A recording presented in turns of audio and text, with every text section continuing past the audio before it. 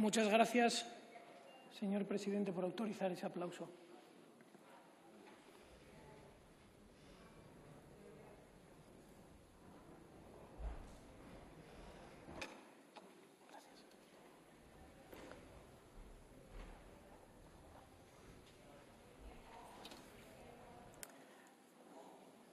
Buenas tardes a todos. Debatimos hoy una moción consecuencia de interpelación urgente. Para quienes nos vean desde casa, deben saber que en las sesiones parlamentarias hay interpelaciones urgentes al Gobierno, que son una medida de control al Gobierno, y en la siguiente sesión se debate una moción en la cual el grupo presentante, en este caso Vox, presenta un tipo de iniciativa que todos los grupos parlamentarios tienen que votar y, por lo tanto, mojarse o postularse al respecto. En mi intervención hablé con la ministra, yo me dirigí a ella me insultó, pero mantuvimos, en cierto modo, un diálogo en el cual le proponía una serie de ideas para la política fiscal del Gobierno. Creía que la política fiscal del Gobierno debe seguir una serie de máximas, en principio, apartarse de las mentiras, de las falacias y fundarse en argumentos legítimos. Yo le sugería que la política fiscal del Gobierno hasta ahora, y la han defendido hoy nuevamente tanto la ministra como los portavoces del Partido Socialista, como incluso el portavoz de Podemos, debía apartarse de tres falacias que constantemente se repiten. Primero, un incremento fiscal, un incremento de la presión sobre los españoles no va a mejorar automáticamente el estado del bienestar. No se confundan, dejen de repetirlo, dejen de mentir a los españoles, porque eso no es así. Dicen siempre que los impuestos los van a pagar los ricos. Esto también es mentira. También es una falacia en la que la política fiscal del Gobierno sistemáticamente se fundamenta. Y esto es absolutamente falso.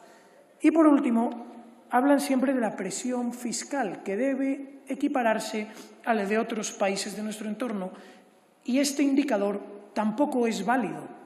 No puede guiarse la política fiscal de un Gobierno por la presión fiscal. Debe guiarse por otros indicadores, y uno de los que les sugerimos es precisamente el esfuerzo fiscal que tanto critica Podemos. Y la ministra, digo que me insultó, y hoy de nuevo ha proferido insultos a varios de los grupos parlamentarios, apoya el codo en la tribuna y, como si de la barra de un bar se tratase, lanza eslóganes pseudocomunistas mezclados con faltas de respeto, incluso personales, a los diputados que la interpelan. Y esto lo hace no por casualidad. Bueno, es cierto que es su estilo personal, es un poco marca de la casa, pero lo hace intencionadamente. Lo que pretende, en definitiva, es lanzar, como siempre, una cortina de humo. Pretende despistarnos y pretende que nos centremos en los insultos. Pretende que nos centremos en sus chanzas, en esa especie de bromas que lanza constantemente, en vez de fijarnos en la cuestión nuclear, que es el expolio fiscal al que están sometiendo a los españoles, señores socialistas. No nieguen con la cabeza. Están ustedes exprimiendo a los españoles, exprimiéndoles como si de señores medievales se tratasen, que aprietan hasta el último céntimo de los contribuyentes, hasta el último, mientras les engañan con eslóganes. Y, como digo, no existe una correlación entre el incremento de la recaudación fiscal y el estado de bienestar, porque la realidad es que muchísimo dinero, mucho dinero del que ustedes arrebatan, bueno, ustedes también, señores del PP, arrebatan a los españoles, mucho de ese dinero se malgasta de forma sistemática. Y, entre otros gastos, esos 22 ministerios del Gobierno, que, por cierto, se han subido los sueldos en el último ejercicio. Esas subvenciones a los sindicatos, que se han incrementado un 56% en el último ejercicio. Un 56% de incremento en la subvención a los sindicatos, cuando los españoles están pasándolo francamente mal. Han rescatado ustedes a una línea aérea relacionada con el chavismo, a la que han inyectado 53 millones de euros. Han renovado la flota de coches oficiales. España tiene casi 9 veces más políticos por habitante que Alemania. Entonces, bueno, los 800 millones de la Junta, robados por la Junta de Andalucía del PSOE.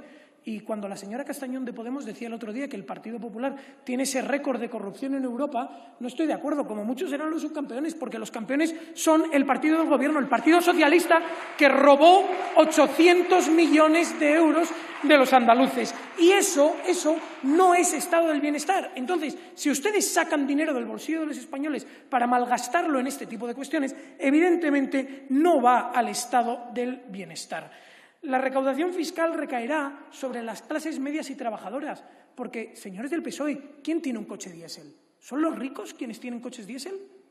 ¿Son los ricos quienes consumen bebidas azucaradas?